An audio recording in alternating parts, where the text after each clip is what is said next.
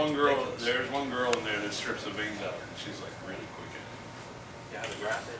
Yeah. And what being to a few factories like certain Pete has, I mean, they're Don Pepin. I mean, he does it the old way, Cuban way. I mean, there's a lot of extra steps he's doing to ensure that it's. Yeah, the only thing they do now different really is in the grow. Again, they work in pairs. And they should have 140 pairs, so it should be 280 rollers total. Well, I just did a quick guess at my 240. I was trying to count the number of tables and. It should be 280, but I don't know. It's a different number depending on the week, the day of the week. So on Mondays, like 70% of the factory should run. Yeah. It's still cowboy country down there. They have their own time schedule. Yeah.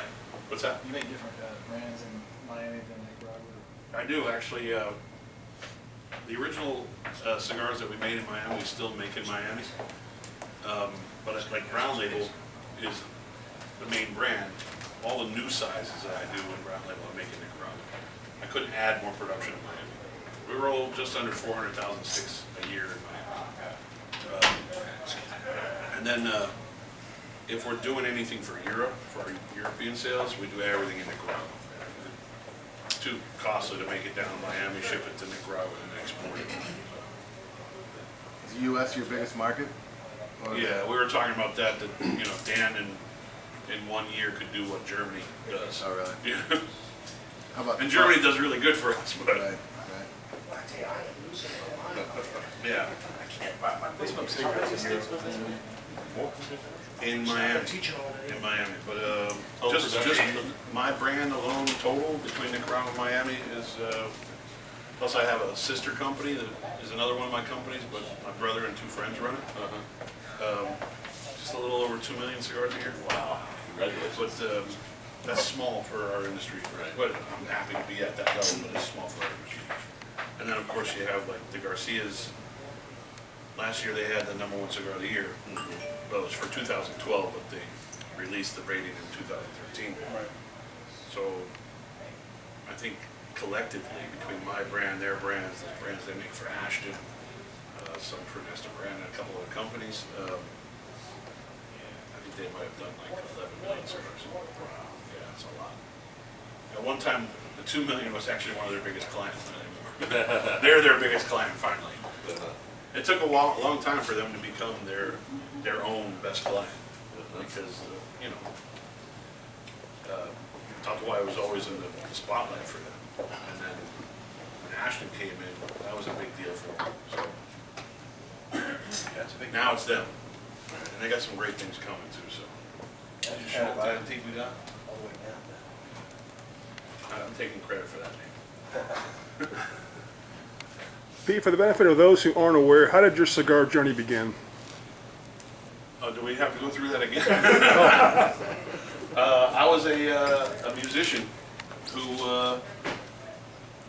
back in the days when you actually was still smoking nightclubs, I started smoking cigars and started smoking cigars on stage. I used to have a little kit that I set on the top of my bass amp, lighter. It was in a tiny little cigar box, lighter, cutter, and a couple cigars in there, and I'd play with a cigar in my mouth for a couple songs.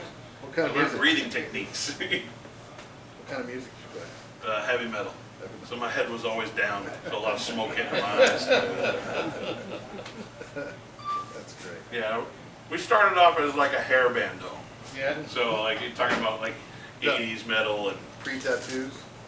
No, I had a few tattoos on my right arm. The left arm came.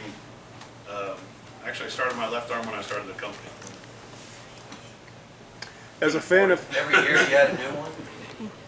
New tattoo? Yeah. Not every year. I go Nothing ceremonial like that? and not so much. On the I have a couple. anniversary of starting the company? Well, yeah, I did a couple tattoos on the anniversary. This is like my memory arm, and this is like my heavy metal fun arm. Although I have an Opus X tattoo on the back of this arm. As a Cuban American who grew up a fan of Metallica, I know in the 90s they went through that phase of being big on smoking cigars and all of that. Are they fans of Tatuaje? Have you reached out to them by chance? I have no idea if they're fans of Tatuaje. No, it'd be kind of cool to know if they did smoke them. Trying to convert Johnny Depp to smoke cigars right now. Right. Actually, smoking a cigar that I made for him. He's a cigarette smoker, roll your own cigarette guy. Yeah. But we're doing a project with a guitar company that he's working with called Duesenberg, made in Germany. And I'm making like a custom cigar for that guitar. What has your experience been as far as the Dallas market for cigar aficionados and cigar smokers, say, compared to a place like Miami? Whoa. I'd hate to say this on tape. Dallas is it's funny, you know, with the heritage in Miami, Dallas is a better cigar market. Yes, sir. I think, you know, the Miami market, they're so used to like going into the cafeterias, getting their cafecito and buying a 50-cent cigar. Yeah. Because they're not really looking for, you know, a premium quality cigar, they're looking for just something to smoke. If you go back to like the early 90s when Padron really kind of launched, I mean, they're already out, they were already making cigars, but when they launched their anniversary series, a lot of the local people in Miami were like, you gotta be kidding me. Padron normally is like 50 cents in the cafeteria, they want $10 for an anniversary. It's crazy. So, yeah, I think Texas is a huge market. Florida's good, but not South Florida. You gotta get to like Boca and West Palm Beach to really start picking up. In the last year and a half, I've had the pleasure of getting to know Dan Schmitt relatively well. He has a passion for what he does. I know you do as well. What do you hope to accomplish being in Dallas this weekend for this particular event? It's been a while since I've been down here. I guess it's really just to make sure people remember that I still make cigars. Yeah. I mean, plus I owe Dan an event for a long time.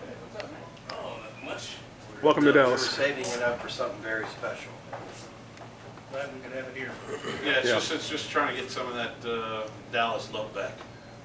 It's We're been glad a you're while here. since I've spent some time down here. I used to come down a lot, actually, but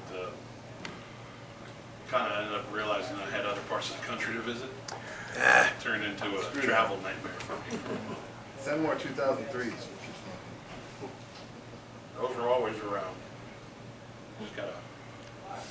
You gotta smoke them slower. That's my problem. That's these guys. That's a great cigar. Welcome to Dallas, sir. Thank you.